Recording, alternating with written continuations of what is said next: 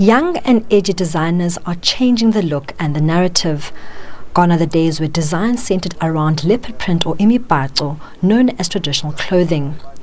Customary concepts are transformed into trendy outfits, fusing our unique culture with Western styles.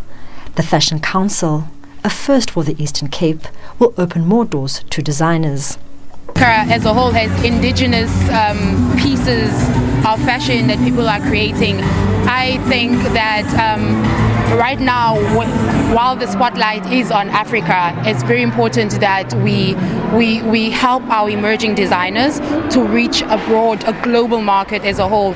And especially here in the Eastern Cape, we are so undermined, but most of the creative sector is coming from the Eastern Cape. So that's why we're plowing back into the Eastern Cape so that we can take the likes of Koliswas and the artists to a global market. One of the beneficiaries is Mhlombe Mbumbe. It's been a tough year for him, learning the ins and outs of the business side of fashion. His handmade shoes are all the rage. Even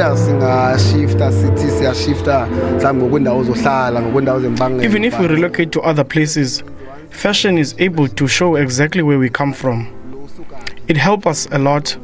I don't see any other way we can celebrate heritage except through fashion, because if we do dance or film, we'll always involve fashion at some point.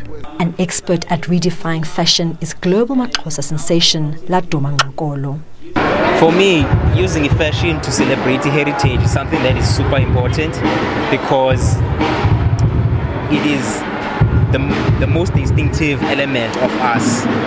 Singama Xhosa, Singama Africa, and for some reason it is the only element that is underlooked that I thought I will focus on, but come from a modern angle, because abantu abaninzi they always interpret it in a traditional way, which doesn't come sort of in a appealing way for youth. Africa remains driven by the success of small to medium enterprises that employ 77% of the population, from clothing and food to household items.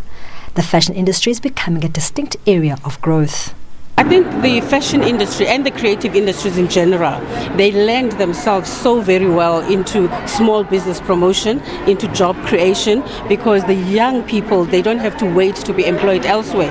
If they're being creative, they can actually create their own jobs, but also the other ancillary jobs that come with it. So it does help in terms of the industry and in terms of the economy as well, because the business of the future is going to be small businesses. The Eastern Cape Fashion Council says its ultimate goal is to help budding designers make it onto the global fashion stage. Lerato Thipa, SABC News, Port Elizabeth.